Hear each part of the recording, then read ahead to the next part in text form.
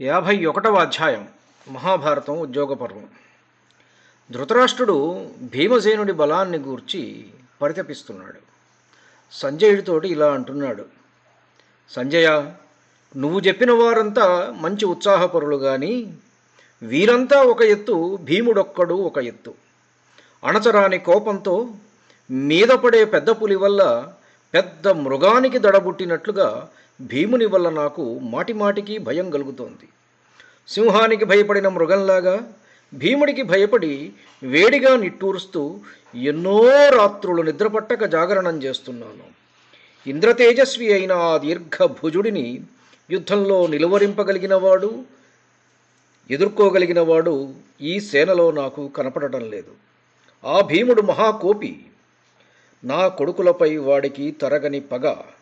పెద్దగా ఉన్మాదంతో వికటాట్టహాసం చేస్తాడు, వంకర చూపులు చూస్తాడు. గొప్ప వేగం, ఉత్సాహం, బలం గలవాడు దీర్ఘభుజుడు భీముడు. నా తెలివి తక్కువ కొడుకులను ఈ యుద్ధంతో అంతం చేస్తాడు. కురువంశ పుంగవుడైన భీముడు దండం ధరించిన యమునిలాగా గదను దాల్చి పెద్ద ఉచ్చులో చిక్కుకున్న నా తనయులను యుద్ధంలో అంతమొందిస్తాడు.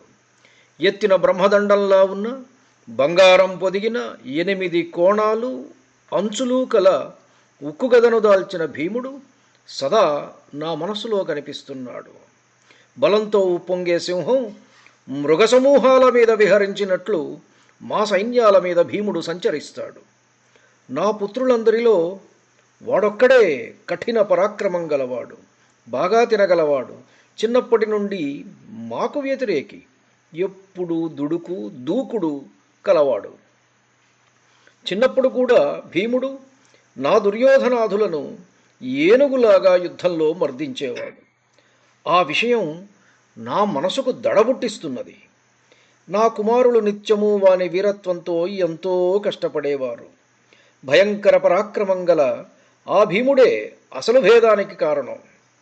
ఒళ్ళు తెలియని కోపంతో యుద్ధంలో యోధులను, ఏనుగులను, గుర్రాలను మింగివేస్తున్న భీముడు నా ముందు నిలిచినట్లుంటాడు. అసలే కోపి, పైగా భయంకరమైన సైన్యం ఉన్నది ఇప్పుడు. ఆ భీముడు సామాన్యుడు కాదు. అస్త్రవిద్యలో ద్రోణునితో, అర్జునునితో సమానమైనవాడు. వేగంలో వాయు సమానుడు, క్రోధంలో మహేశ్వర సముడు. అటువంటి భీముణ్ణి యుద్ధంలో కొట్టగలవాడెవడు? వెనుకటికి ఘోషయాత్రలో యక్షులను, రాక్షసులను మాత్రమే చంపాడు ఆ శత్రుఘాతి. నా కొడుకులను చంపలేదు. నాకదే పెద్ద లాభం. ఆ క్రోధి ధాటికి సామాన్య మానవుడు తట్టుకోలేడు.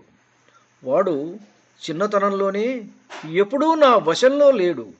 ఇప్పుడు దుర్మార్గులైన నా పుత్రులు ఇంకా కష్టపెట్టారు. ఇక వేరుగా చెప్పాలా? కఠినుడు, అతి క్రోధనుడు, విరుగుదాడే గాని వంగడు. ప్రక్కచూపులు చూస్తూ ఉంటాడు. కనుబొమ్మలు ముడిపడి ఉంటాయి ఎప్పుడు. ఆ భీముడు ఎలా శాంతిస్తాడు? శూరుడు, ఎదురులేనివాడు, తెలుపు పసుపు కలిపిన రంగు, తాటి చెట్టంత ఎత్తైనవాడు. అర్జునుడి కంటే 12 అంగుళాల ఎత్తైనవాడు భీముడు. వేగంలో గుర్రాలను, బలంలో ఏనుగులను మించిపోతాడు. తెలియకుండా ఏవేవో మాట్లాడుతూ ఉంటాడు. తేనె వంటి కన్నులు కల ఆ భీముడు చాలా బలవంతుడు. పూర్వం వాడి చిన్నతనంలో వ్యాసుడు ఇలా చెబితే విన్నాను. రూపంలోనూ పరాక్రమంలోనూ భీముడు సరిగ్గా అలాగే ఉన్నాడిప్పుడు. యుద్ధంలో కోపంతో క్రూర పరాక్రమం గల భీముడు రథాలను, ఏనుగులను, వీరులను, గుర్రాలను ఇనుప గుదియతో చావబాదుతాడు. క్రోధం కలిగి సదా ఉద్రేకంతో ఉండే యోధుడు భీముడు. సంజయ, అతనికి వ్యతిరేకపు పనులు చేసి పూర్వం అవమానించాను. నిటారుగా, బరువుగా ఉండి చక్కని బంగారు అంచులు కలిగి 100 మందిని చంపే పిడుగుల శబ్దం గల భీముని ఉక్కుగదను నా కొడుకులెట్లా తట్టుకోగలరయ్యా? భీమసేనమయమైన సముద్రం అంతులేనిది, దాటలేనిది, లోతైనది, బాణాల పోట్లు కలిగినది. సంజయ, ఈ మందబుద్ధులు ఆ సముద్రాన్ని దాటాలనుకుంటున్నారు. నేను మొరబెడుతున్నా వినటం లేదు. చిన్నవాళ్ళు తెలివిగల వాళ్ళమనుకుంటున్నారు. తేనె పట్టు మీదనే చూపుగాని లోయలో పడిపోతున్నాం అని అనుకోవడం లేదు. మహామృగాలు సింహంతో తలపడినట్లు బ్రహ్మ తోలుతూ ఉంటే నరరూపంలో ఉన్న మృత్యువుతో వీళ్ళు యుద్ధానికి సిద్ధపడుతున్నారు సంజయ. 6 అంచులు మిక్కిలి గట్టిదనం కలిగి తగిలితే చాలు బాధ కలిగిస్తూ చిక్కల్లో ఉండే 4 మూరల గదను నా కుమారులు ఎలా తట్టుకోగలరు సంజయ? గద దిప్పుకుంటూ దానితో ఏనుగుల తలలు పగులగొడుతూ పెదవుల మూలలు నాకుతూ మాటి మాటికి ఆనంద బాష్పాలు విడుస్తూ ఉంటాడు వాడు. ఏనుగుల మీద పడుతూ భయంకర ధ్వనులు చేస్తూ మీదకు వచ్చే మొదపుటేనుగుల మీదికి గర్జిస్తూ దుముకుతూ ఉంటాడు భీముడు. యోధులను చంపాలని రథమార్గాలలో ప్రవేశించి ప్రజ్వలించే అగ్నిలాంటి భీముని నుండి నా సంతతి తప్పించుకోగలదా? త్రోవ చేసుకుంటూ ముందుకు పోతూ నా సేనను తరుముతూ గదచేతబట్టి నాట్యం చేస్తున్నట్లు భీముడు ప్రళయం చూపిస్తాడు. మదించిన ఏనుగులాగా పూచిన చెట్లను విరుగగొట్టుతూ యుద్ధంలో భీముడు నా కుమారుల సేనలో ప్రవేశిస్తాడు.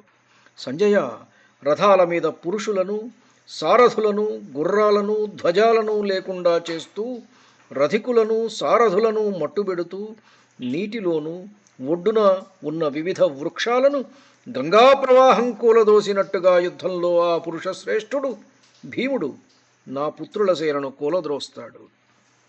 సంజయ, నా పుత్రులు, సేవకులు, రాజులు భీమసేనుని వల్ల భయంతో దిక్కులు బట్టి పారిపోతారు. తప్పదు. పూర్వం వీడు వాసుదేవ సహాయంతో అంతఃపురంలో ప్రవేశించి జరాసంధుని వధించాడు. తెలివితేటలు బలము కల మగధరాజు జరాసంధుడు సామాన్యుడా? భూదేవినంతటినీ తన వశం చేసుకున్నవాడు. అలా భూమి తపించింది. భీష్ముని ప్రతాపం వల్ల కురువంశం వారు, రాజనీతి వల్ల అంధక వృష్ణి వంశాల వారు ఆ జరాసంధునికి వశం కాలేదు. అది కేవలం అదృష్టమే. ఆ జరాసంధుడు ఆయుధం లేని బాహుబలశాలి అయిన భీముని చేత చంపబడ్డాడంటే అంతకంటే గొప్ప ఏమిటి? సంజయ, చాలా కాలంగా నిలుపుకున్న విషాన్ని పాము ఒక్కసారిగా గక్కినట్లు భీముడు తన పరాక్రమమంతా నా పుత్రుల మీద కక్కుతాడు. దేవేంద్రుడు వజ్రంతో రాక్షసులను సంహరించినట్లు భీముడు గదచేత ధరించి నా పుత్రులను చావమోదుతాడు. ఆ భీముని పరాక్రమ వేగం తట్టుకోలేము, ఆపలేము. ఎర్రని కళ్ళతో భీముడు మీద పడుతున్నట్లే అనిపిస్తున్నది నాకు. గద లేకుండా, ధనస్సు లేకుండా, రథం కవచం లేకుండా కేవలం భుజబలంతోనే పోరాడే ఆ భీముని ముందు నిలవగలవాడెవడుంటాడు? భీష్ముడు, విప్రుడైన ద్రోణుడు, కృపుడు కూడా నావలనే ధీమంతుడైన భీముని పరాక్రమం ఎరుగుదురు. ఉత్తములైన వీరంతా ఆర్యప్రవృత్తి నెరిగినవారు. నావారైన వీరులంతా సేనాముఖాన నిలిచి మా కోసం ప్రాణాలైనా అర్పించుతారు. దైవమే అంతటా బలీయమైనది. పురుషుని విషయంలో మరీను ఆ పాండవుల విజయం గమనిస్తూ ఉన్న నా కుమారులను అదుపు చేయలేకపోతున్నాను. గొప్ప ధనుర్ధరులైన ఈ వీరులు ప్రాచీనమైన స్వర్గమార్గాన్ని అనుసరిస్తారు. క్షత్రియ ధర్మం రక్షించుకుంటూ ప్రాణాలైనా విడుస్తారు. సంజయ, భీష్మ, ద్రోణ, కృపాచార్యులకు మావారెట్లో పాండవులు అట్లే. భీష్మునికి మనుమలు, ద్రోణునికి, కృపునికి వారు శిష్యులు. సంజయ, వారికి మేము ఆశ్రయమిచ్చాము. వారికిష్టమైనది కొద్దిగా ఇచ్చాము. సజ్జనులు కాబట్టి పెద్దవాళ్ళు ముగ్గురు ఆ రుణం తీర్చుకోవాలని మా పక్షాన ఉన్నారు. శస్త్రం బట్టి క్షత్రియ ధర్మం కోరుకునే క్షత్రియుడికి యుద్ధంలో మరణించడమే ఉత్తమమని, మేలని అంటారు. పాండవులతో యుద్ధం చేయాలనుకుంటున్న వారందరి కోసం నేను ఏడుస్తున్నాను. మొదటి నుండి విదురుడు మొరపెడుతూనే ఉన్నాడు. ఆ భయం రానే వచ్చింది. సంజయ, జ్ఞానం దుఃఖాన్ని పోగొట్టుతుందని నేను భావించనయ్యా. దుఃఖము బలీయమైనది. జ్ఞానాన్ని కూడా అది చంపుతుంది. జీవన్ముక్తులై లోక వ్యవహారం గమనించే ఋషులు కూడా సుఖాలతో సుఖపడుతున్నారు, దుఃఖాలతో దుఃఖపడుతున్నారు. ఇక కొడుకులు, రాజ్యం, భార్యలు, మనుమలు, బంధువులు అని 1000 విధాల మోహంలో పడిపోతున్న వారి గురించి వేరే చెప్పడం ఎందుకు? పెద్ద సందేహ సమయమైన ఇప్పుడు నేను చెయ్యగల అనంతర కృత్యం ఏమిటి? ఎంత ఆలోచించినా నాకు కౌరవుల నాశనమే గోచరిస్తున్నది. జూదం దగ్గర నుండే కౌరవులకు గొప్ప భయం, కష్టం కనపడుతున్నది. ఐశ్వర్యం కోరుతున్న నా తెలివి తక్కువ కొడుకు యొక్క లోభంతో ఈ పాపం చేయబడింది. నిరంతరంగా నడిచే కాలం యొక్క క్రమధర్మం ఇది అనుకుంటాను. చక్రానికి అంటుకున్న పట్టాలాగా కాలానికి తగులుకున్నవాడు దాని నుండి పారిపోలేడు. ఏం చెయ్యను, ఎలా చెయ్యను, ఎక్కడికి పోను సంజయ? ఈ తెలివి తక్కువ కౌరవులు కాలానికి వశులై నశించిపోతారు. సంజయ, నా 100 మంది కొడుకులు చనిపోయాక అవశుడైన నేను కౌరవ స్త్రీల ఏడుపులను ఎలా వినగలను? నాకు ఇప్పుడే మరణం సంభవించుగాక. వేసవి కాలంలో గాలితో విజృంభించే అగ్ని అడవిని దహించి వేసినట్లుగా భీముడు గద చేతబట్టి అర్జునునితో కలిసి నా కుమారులనందరినీ చంపివేస్తాడు. ఇది శ్రీ మహాభారతే ఉద్యోగపర్వణి యానసంధి పర్వణి ధృతరాష్ట్రవాక్యే 51తమోధ్యాయః. ఇది శ్రీ మహాభారతమున ఉద్యోగ పర్వమున యానసంధి పర్వమున ఉపపర్వమున ధృతరాష్ట్రవాక్యము అను 51వ అధ్యాయము. ఇక రాబోయేది 52. అందులో ఇప్పుడు 51లోనేమో భీముడి పరాక్రమం తలుచుకొని ధృతరాష్ట్రుడు ఏడ్చాడు. రాబోయే దానిలో అర్జునుడి పరాక్రమాన్ని తలుచుకొని ఏడవటం అన్నమాట. 52వ అధ్యాయం ధృతరాష్ట్రుడు అర్జునుని పరాక్రమం గురించి విలపించుట. అది మనం రేపు చెప్పుకుందాం. ధన్యుణ్ణి. నమస్కారం.